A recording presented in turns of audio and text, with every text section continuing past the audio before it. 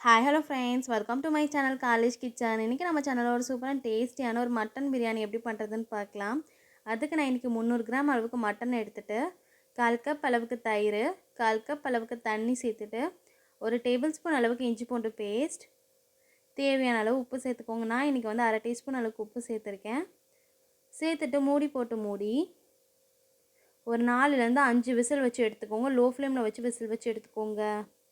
இப்போ ஒரு 5 விசில் வந்திருக்கு.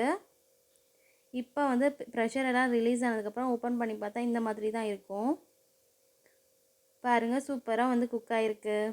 இப்போ ஒரு மசாலா ரெடி பண்ணிக்கலாம். ஒரு மிக்ஸி ஜாரில் ஒரு 7-8 கிராம்பு, 2 துண்டு அளவுக்கு பட்டை, 4-5 ஏலக்காய் சேர்த்துக்கோங்க.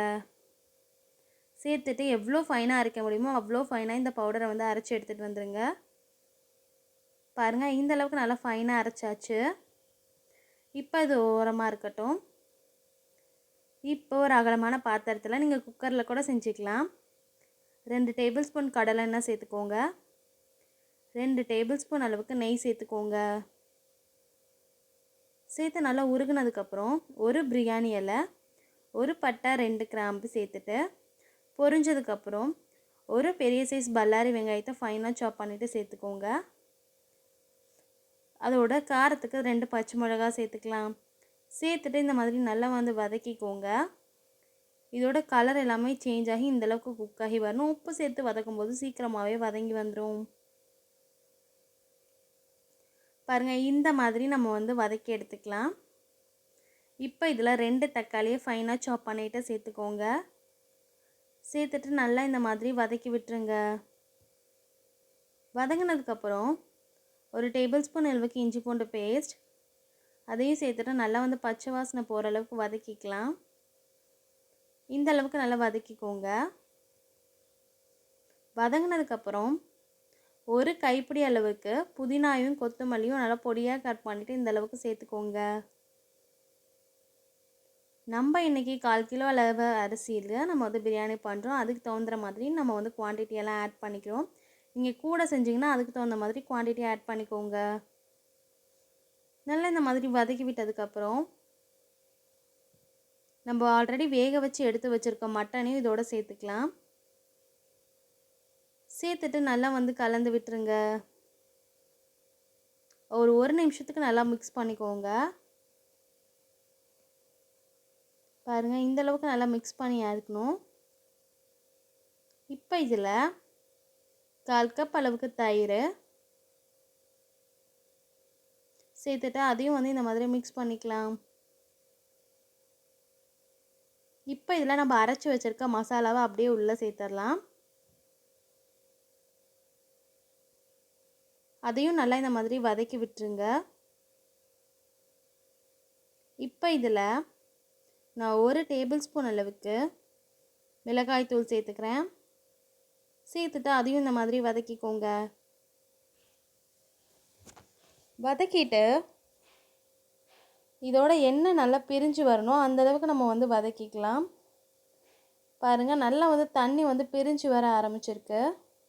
இந்த அளவுக்கு எண்ணெய் பிரிஞ்சு வந்ததுக்கப்புறம் 1/2 கப் அளவுக்கு தண்ணி சேர்த்துக்கிறேன். நான் இன்றைக்கி 1 கப் அளவுக்கு அரிசி எடுத்திருந்தேன். அதுக்கு 1/2 கப் அளவு தண்ணி கரெக்டாக இருக்கும். நான் இன்றைக்கி வந்து ஜீரக சம்பா அரிசி எடுத்திருக்கேன். நீங்கள் பாஸ்மதி ரைஸ் எடுத்தாலும் இதே மெஷர்மெண்ட்டில் தண்ணி சேர்த்துக்கோங்க. சேர்த்துட்டு நல்லா தண்ணி கொதி பிடிச்சதுக்கப்புறம் நம்ம ஊற வச்சுருக்க அரிசியை உள்ளே சேர்த்துடலாம். இந்த மாதிரி சேர்த்துட்டு நம்ம வந்து பொறுமையாக வந்து கிளறி விட்டுக்கோங்க. ரொம்ப வந்து கிளறி விடக்கூடாது. இந்த மாதிரி ஜென்டலாக வந்து கலந்துக்கலாம். நமக்கு வந்து அரிசியும் தண்ணியும் வந்து சமமாக வரணும். அந்தளவுக்கு இந்த மாதிரி கலந்துக்கோங்க. இந்த மாதிரி ஓரங்களில் ஒட்டியிருக்க மசாலாஸ் எல்லாத்தையும் இந்த மாதிரி எடுத்து விட்டுருங்க. இப்போ உப்பு செக் பண்ணிவிட்டு உப்பு சேர்த்துக்கோங்க. நான் இன்றைக்கி ஒரு 1/4 டீஸ்பூன் அளவுக்கு உப்பு சேர்க்குறேன். நான் ஆல்ரெடி உப்பு சேர்த்துருக்கேன். இப்போ இதில் ஒரு 4-5 ட்ராப்ஸ் இருக்கிற மாதிரி லெமன் ஜூஸ் சேர்த்துக்கலாம்.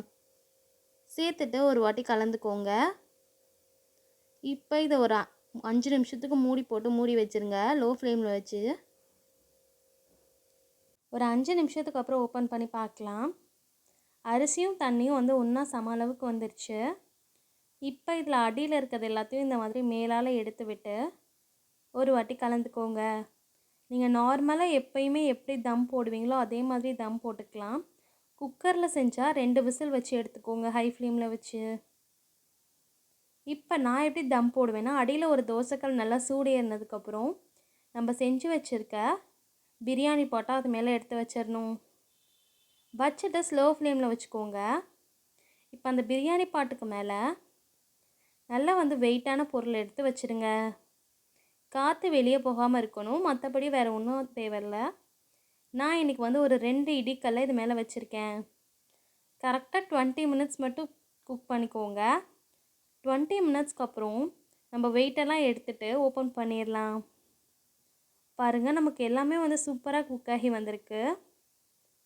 இப்போ இதை வந்து அழகாக பொறுமையாக ஜென்டலாக மிக்ஸ் பண்ணிக்கோங்க. ரொம்ப போட்டு கிண்டிக்கிட்டே இருந்தோன்னா நமக்கு சாப்பாடு வந்து உடையறதுக்கான வாய்ப்பு இருக்குது.